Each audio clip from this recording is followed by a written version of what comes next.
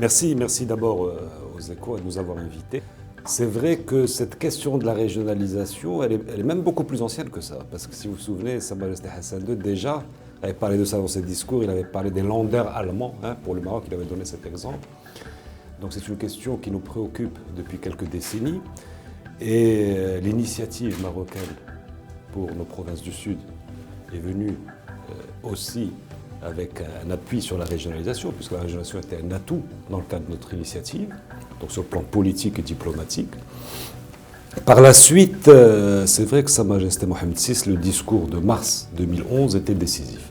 Il y avait déjà la commission consultative de la régionalisation qui avait travaillé, donc on connaissait les conclusions, mais ce discours-là était fondateur parce que dans un moment crucial pour le pays, il ouvrait une nouvelle perspective.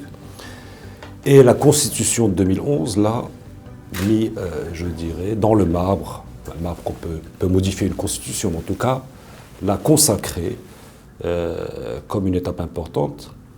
Mais vous l'avez dit, depuis un certain retard, 3 ou 4 ans de retard, alors qu'en réalité, ces textes étaient prêts dès fin 2012, mais ils n'ont été présentés qu'au mois de... En fait, ils n'ont été publiés en réalité qu'au mois d'août, au mois de juillet, fin juillet ou août 2015. Mais c'est une histoire qui, pour le Maroc, est ancienne, donc une réflexion qui a mûri progressivement et qui part de considérations politiques, mais également d'une considération très terre-à-terre, qui est que plus on est proche des préoccupations des gens, et plus l'échelon de décision et d'observation est proche du problème, plus l'efficacité est grande. Donc d'où tous les principes de déconcentration, décentralisation, qui sont 2 piliers majeurs d'une régionalisation réussie. C'est un mandat décisif parce qu'il va faire le vrai visage de la régionalisation. Parce que la loi est imprécise et c'est les élus qui, par leur pratique, leurs compétences, qui vont faire le vrai visage. En gros, la régionalisation aura la taille des épaules des élus qui vont la supporter et qui vont la porter. Mais cela dit, la loi est claire. Il y a quand même des avancées dans cette loi, même si elle est très imprécise, il y a des avancées. D'abord, le président est doté quand même de pouvoir exécutif. Il est l'ordonnateur, ce qui n'était pas dans le budget initial et que nous, en tant que parti de l'opposition, nous avons défendu que le président ait l'autonomie de décision. Deuxièmement, il y a quand même... Nous avons voté aussi... Tout le monde a voté, effectivement, parce que c'est une mesure légitime. Deuxièmement, il y a quand même l'élection maintenant des membres de bureau se fait à main levée. Ça change la pratique politique. Vous savez, les achats de voix dans les conseils vont être, en tout cas, réduits ou annulés. Et on avait même demandé à ce que si un élu ne vote pas selon les consignes de son parti, il soit exclu et qu'il perde son mandat. Mais le Conseil constitutionnel a refusé cette disposition. Donc la loi a donné quand même... Enfin, un point très important, c'est qu'aujourd'hui, les élus de la région sont au suffrage universel direct, alors qu'avant, ils étaient au suffrage indirect. Cela dit, nous avions demandé que la région soit élue sur une liste régionale. C'est-à-dire que, alors qu'aujourd'hui, c'est dans la région, par exemple, de Casablanca-Stade, il y a une quinzaine de listes, chacune par préfecture, et par la suite, le Conseil va se réunir, ce qui est quand même moins fort sur le plan symbolique et sur le plan politique qu'avoir une liste régionale que nous continuons à demander, parce que cette loi, eh bien, on va l'améliorer dans le temps. Et on va agir pour l'améliorer, pour prouver qu'il sera dans l'intérêt général de l'améliorer.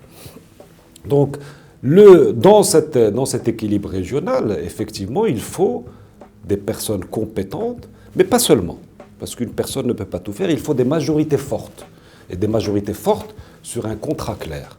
Parce que quand vous avez une majorité forte, eh bien, l'autorité qui est en face de vous va vous respecter, il sait qu'il parle à une équipe, et non pas à une personne, capable de mettre en œuvre un programme. Parce que aujourd'hui, le wali de région, qui sera l'interlocuteur du président de région, il a un pouvoir de contrôle sur la légalité des décisions, mais même si, ou sur le budget par exemple, sur le plan de développement de la région, mais même s'il rejette ce document pour non-conformité, le président de région a le droit de le maintenir et de demander donc au tribunal administratif à ce moment-là l'arbitrage.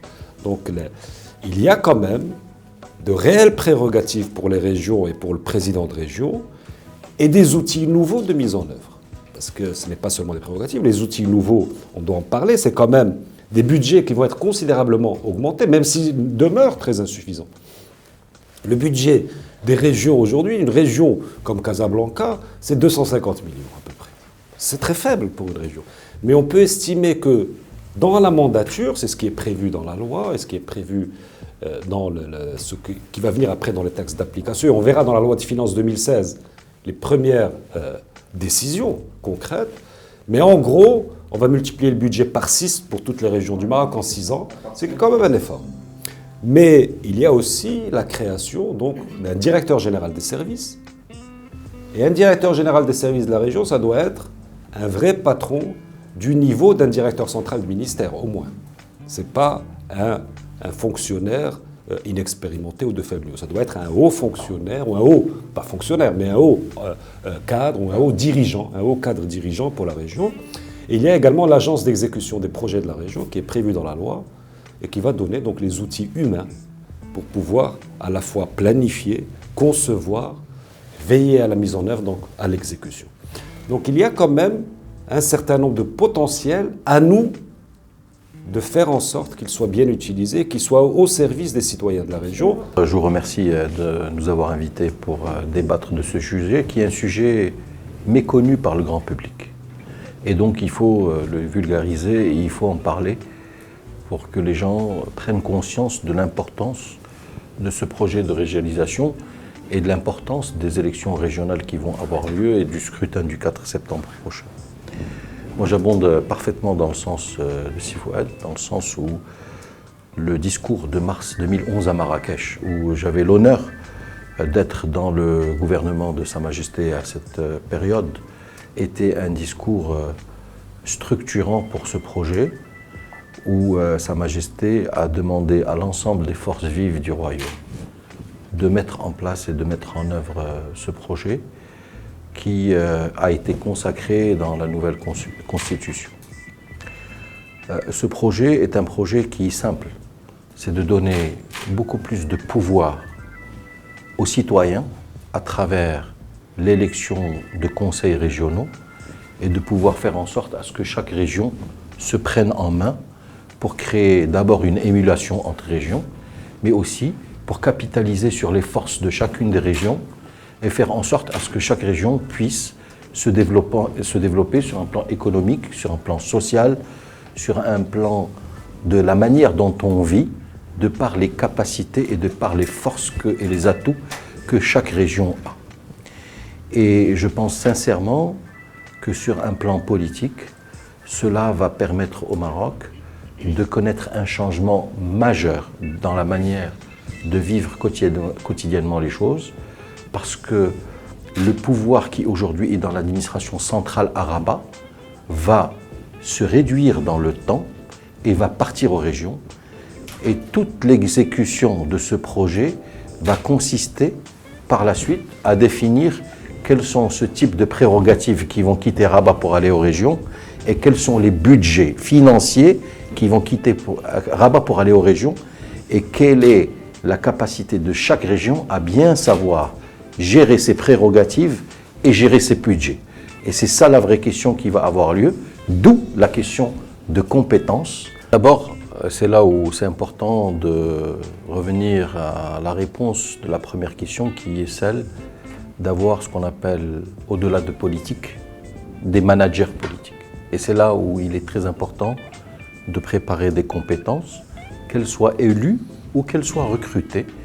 Et les régions doivent être dotées de la possibilité de pouvoir recruter des jeunes cadres, hommes et femmes dynamiques pour pouvoir dynamiser un programme dans le cadre d'une vision, dans le cadre d'objectifs, de stratégies, de plans d'action clairs.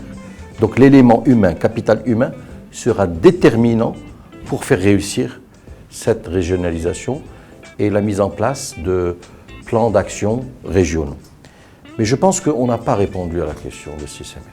La question de Sissi Emile, elle est simple. Elle dit, vu que la loi est encore floue, qu'elle n'est pas précise sur les prérogatives, est-ce que vous ne pensez pas que ce mandat 2016-2021 ou 2015-2020 sera un mandat de transition? Et moi, je vous réponds et je vous dis, nous n'avons pas le choix, nous n'avons plus le temps. Le Maroc, aujourd'hui, arrive à une situation où nous avons besoin de croissance économique au niveau national et au niveau transversal sur l'ensemble des régions pour pouvoir absorber le nombre de jeunes qui arrivent sur le marché du travail. Nous devons créer tous les ans 150 000 emplois.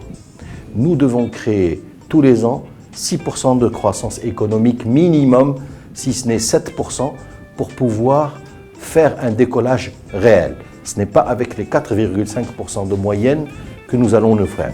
Nous avons besoin de 2 points. Nous avons besoin de 2 points supplémentaires de croissance pour pouvoir faire le décollage. Et par conséquent, il faut que ce mandat soit un mandat de décollage et non pas un mandat de transition. Et c'est là où on a besoin de politique, oui, parce qu'ils sont importants les politiques, mais on a aussi besoin de compétences managériales au sein des élus. Et donc, moi j'étais ministre, j'aurais pu ne pas me présenter. Pourquoi me présenter? Fouad était ministre. Pourquoi se présenter? On se présente sur la région parce qu'on considère que notre pays, que nos villes, que nos régions ont besoin de compétences, qui ont eu de l'expérience, qu'on a eu la chance d'avoir de l'expérience dans différents domaines d'activité et qu'on peut mettre à contribution de manière bénévole. Et il faut le dire, il n'y a pas de salaire, il n'y a pas d'avantage, il y a un bénévolat qui est là et qui consiste pour nous, en tant qu'hommes politiques, managers, à pouvoir contribuer au développement de notre pays et au développement de nos régions.